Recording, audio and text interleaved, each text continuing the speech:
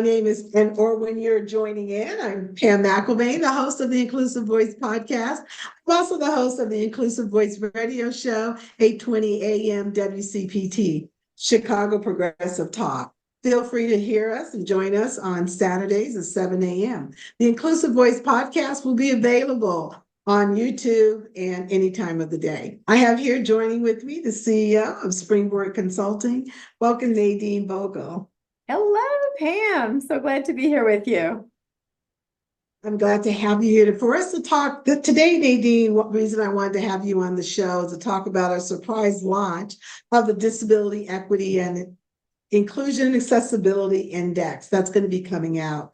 But before we get into what the index is, I wanted to talk a little bit about, why do you think it's important today to introduce a new index to the marketplace? And what is the work that you've been doing in the last 18 years that says you are this expert that can talk about this? Thank you for asking. And actually, I think, it's interesting because I think the two go together. So I've been running Springboard for, like you said, 19 years. And our mission is to mainstream people with disabilities as candidates, employees, and customers in the global workforce, workplace, marketplace. We operate in about 85 countries around the world, working with, Fortune 50 to Fortune 500 companies. And this is important because disability is the largest and fastest growing minority in the world.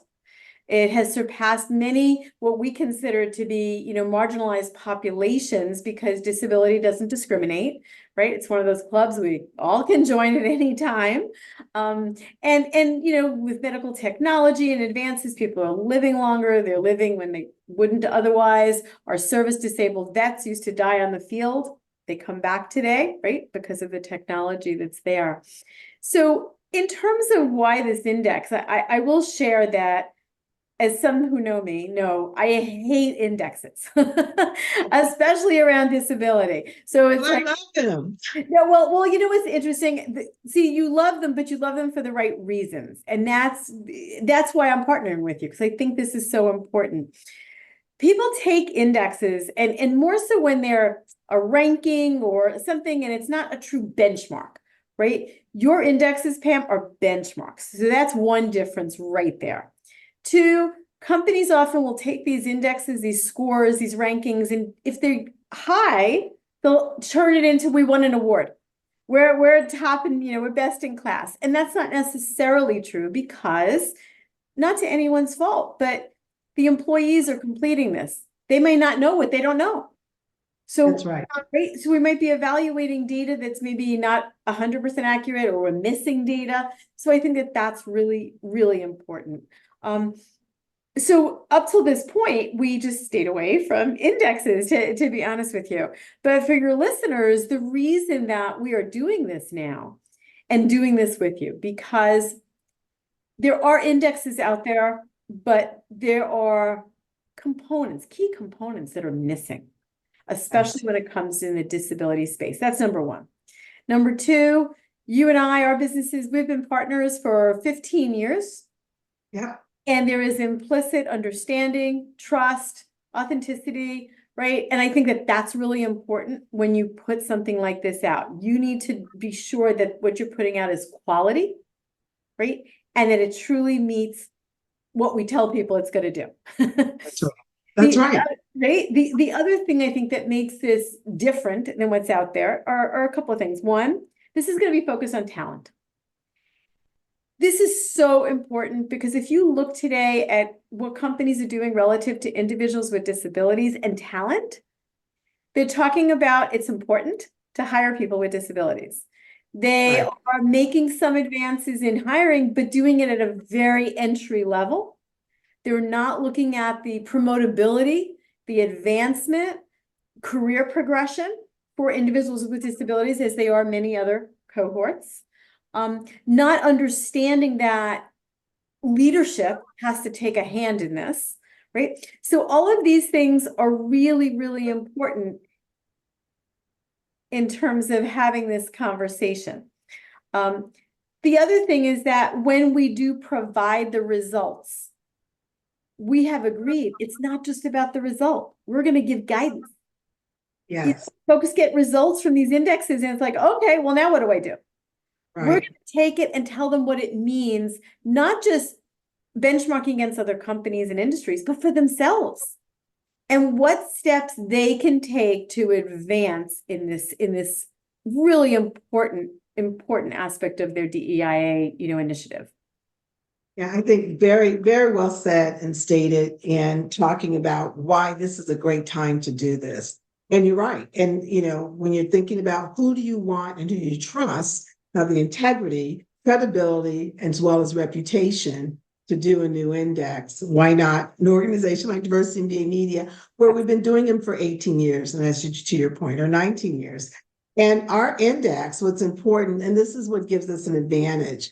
We've been doing it for, as I stated, for 19 years, but it is the DEI strategy intersection of what goes on in developing a DEI strategy that includes all 64 dimensions and the intersection of talent management. So we've been capturing the data on what organizations are doing in the workplace as it relates to persons with disabilities and other identities, as you know, veterans, LGBTQ. And so we know what some of the gaps are, while we before might not have asked a deeper dive question. And now here with you, Nadine, we get to ask those deeper questions in terms of how are you advancing talent? Why isn't talent showing up for person with disabilities in management and leadership? What do those pipelines look like?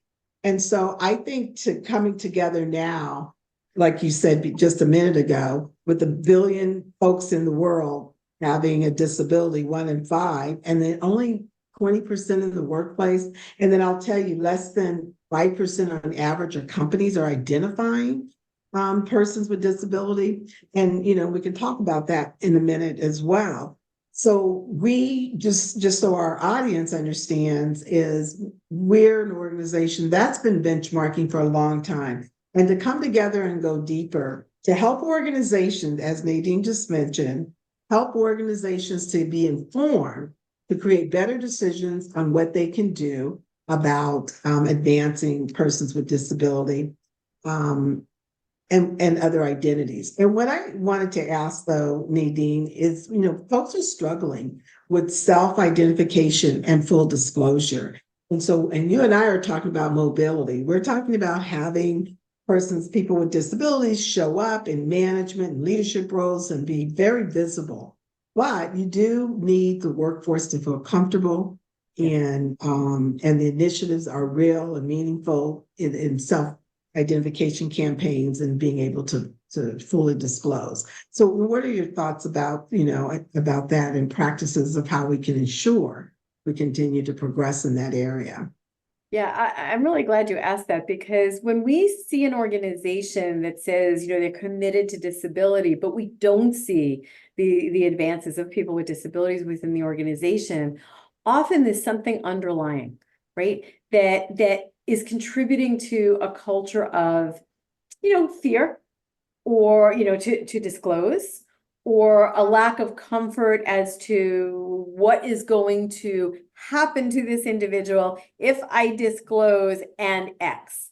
Even if the company is holding trainings on disability etiquette and other things, it can't be one-off. It has to be a seamlessly integrated, comprehensive strategy, right? And I think you've always said that with any part of DEI, that's important, right? It can't just be I checked the box, I signed up for this, I gave money here, right? Because that changes hearts and minds. It doesn't change behavior. It doesn't change action. And part of that action is not just on the part of people who don't have disabilities to engage, but on the part of people who have disabilities to disclose, right? So there's two parts to this. So one of the things that, if you think about the questions that we're asking in the index, it also relates to corporate culture and organizational readiness. Sometimes an organization wants to recruit, but they realize they're not ready. That's fine. But then what are the steps that they're taking? Are they taking the steps to become ready? And I think that that's important. And that's where the index that we're coming out with is really going to allow us to guide companies full circle. And I think that's really important. I just want to add to that, was a great point about organizational readiness, benchmarking, and these organizations know how important analytics are, both predictive and futuristic analytics are, is that that they'll help you, right? It'll help you guide you to organizational readiness. And one of the conundrums, if you will, I see in our data is we have there are organizations that, to your point, focus and have strategies, one-off strategies for targeted recruiting for persons with disabilities, and all other ethnicities as well, or target identities. But they have these strategies for talent acquisition. They have these strategies for workplace inclusion with having, ability ERGs or BRGs and ARGs and all these different networks to help, right, to facilitate and foster culture in the workplace. But then when you go look at career, just like you mentioned, career development and advancement, and you talked about entry level, and then we don't see my personal disabilities.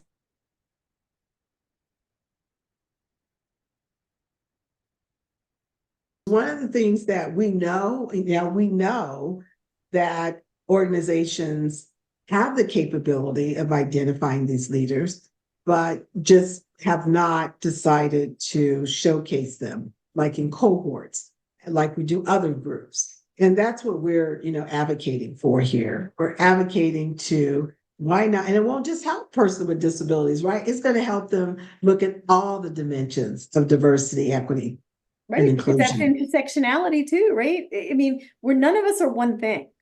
And that's right. And one of the things that I tell, executives that we work with is they can't fear the data.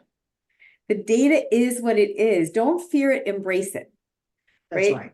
And I find with disability, because it's, there's a lot of legislative components and so forth, people fear having that data. Then what about if we don't know what to do with it, or we do something wrong? And that's the beauty of this, is that we're going to help them with that. We're not going to leave them out to dry with having this information and not knowing what to do. The other thing that you said too is, people are they're looking at these numbers and the results as a way to say, hey, I've made it. And all we're doing really, particularly both of our organizations, in the recognizing companies and individuals that have maintained commitment to DEI and community work, is just celebrating progress. And so the outcome of benchmarking, if it's an index number that you achieved 100, or if it's a ranking on a list, that's the outcome of the benchmarking. But what's important is to benchmark where you are, how well you're doing, and what you can do next. And what's also important about our index that we're doing, which is what the DMBA Inclusive Leadership Index does, we're looking at the processes, the practices, the methods, as well as the measures, the metrics, and then the impact. We want to know how well as well. So we know that there are going to be gaps, right? And all we want to be able to do is, you're going to have an informed decision to be able, information to inform your decisions, to allow you to make better decisions within larger groups. So with that, we had your conference about a week ago, or a couple of weeks ago, April 3rd to the 5th, which was incredible, having these leaders from around the country come in to really participate in education awareness around disability matters. And what was so important for me, Nadine, after 10 years of attending, was I still was learning new information and what was happening. And even though there are a few other indexes out there, companies still felt that they did not have enough information about how to do a fully comprehensive strategy where disability inclusion aligns with your overall DEI strategy and then the business strategy. Absolutely. And, I know there's been a lot of challenges in the DEI space of late. The interesting thing here, though, is that disability has gained more traction. There's more support, right, from a legislative standpoint. There's more discussion. And so, one of the things that I like to talk about is, if you can't, sometimes I find folks are afraid to start with disability.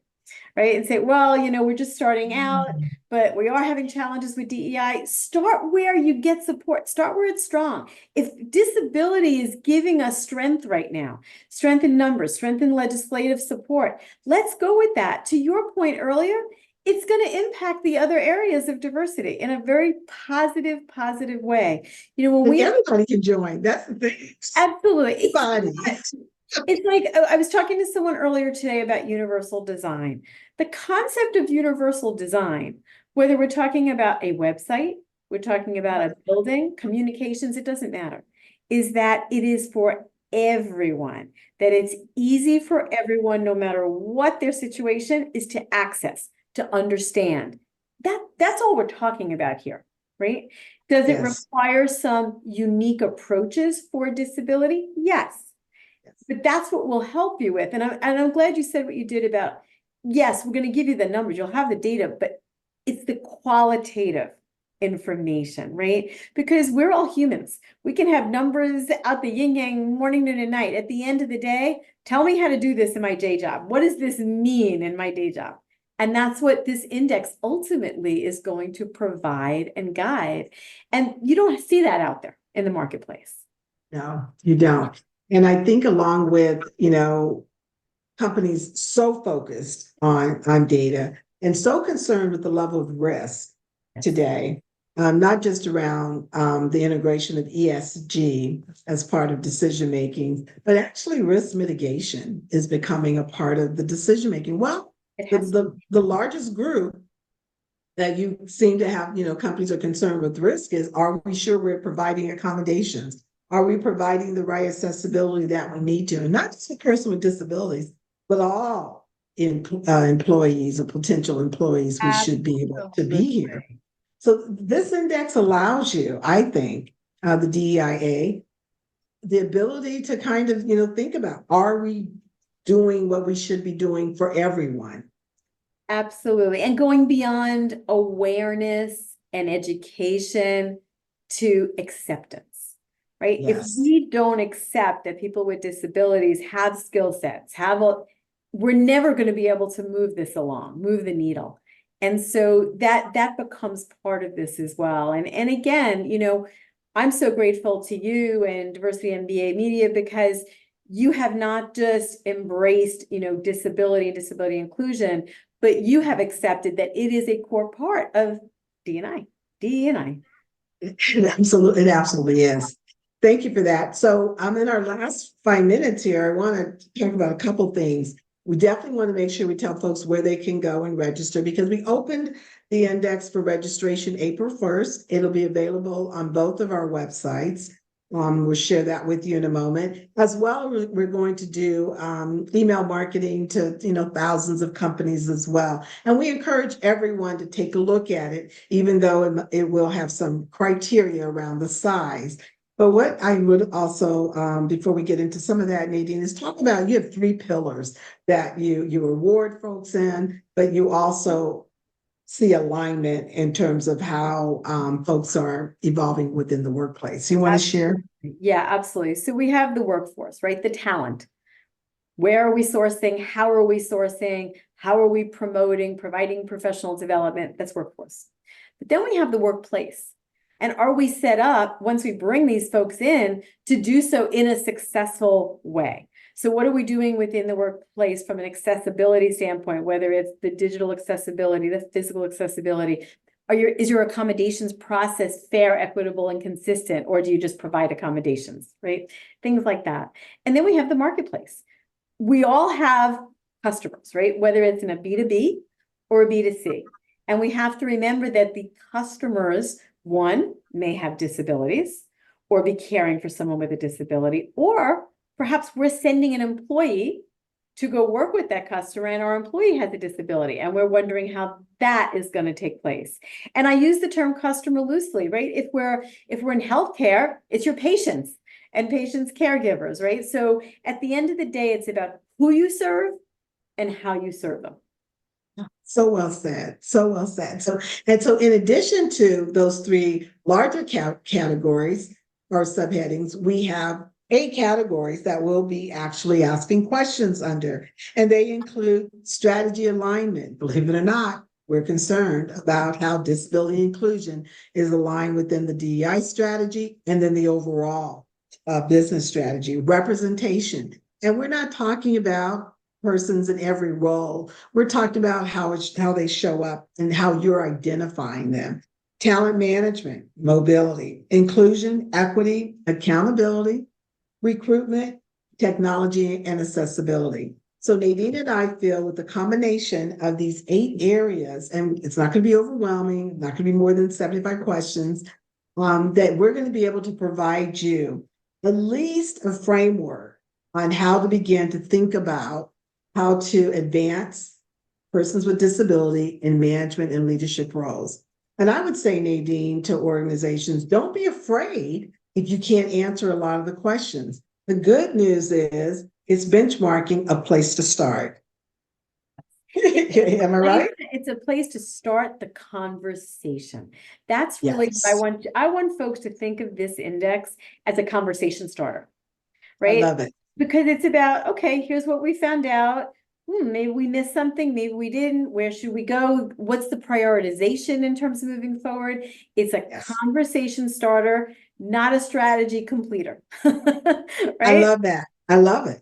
And so the actual index will be available April 15th, and it'll be everywhere. It will be on the Springboard website. You want to give your website, Nadine? That's www.consultspringboard.com. And I think she's going to have a drop down for index, and all you have to do, those of you register and you will get the link protected. And diversitymba you go into our benchmarking and it'll be there as well. And privately protected, we've been doing this for 18 years. So this will be another index that we believe will absolutely create an opportunity where there wasn't one before. And so, Nadine, what would you like to share?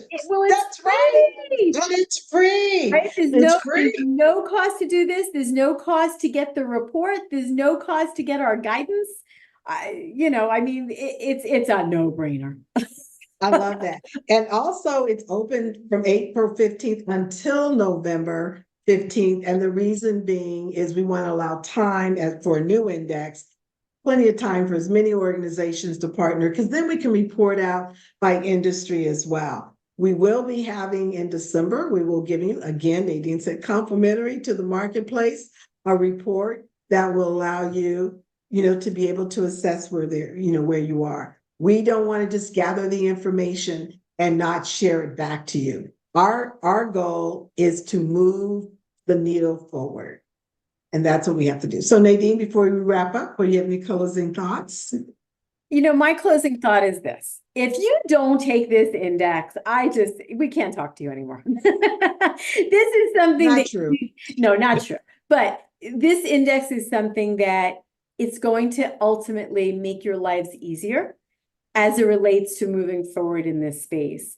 And I think the other thing that I want to say is that if not for Pam and Diversity MBA Media and the integrity that they put behind this, I can tell you Springboard would not be entering this partnership and doing this. So I feel so confident that this is the right thing to do. It's being delivered in the right manner, that I really not just encourage, but really urge all of you to complete this.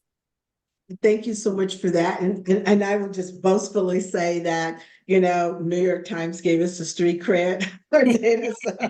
Absolutely. And we will say we're on this journey. We're in this journey with you in discovery. This is a journey of discovery of information that's going to do nothing but make you better. So we're here for you. We're excited. Look for us. We'll come back in May to give you even more insights and give you nuggets about on the way we're going and where we are. And we will be available and have an opening to question segment a little later on. So with that, thank you all. Join us in the journey to be a part of the Disability Equity and Inclusion Accessibility Index. We too are your partners. Bye-bye.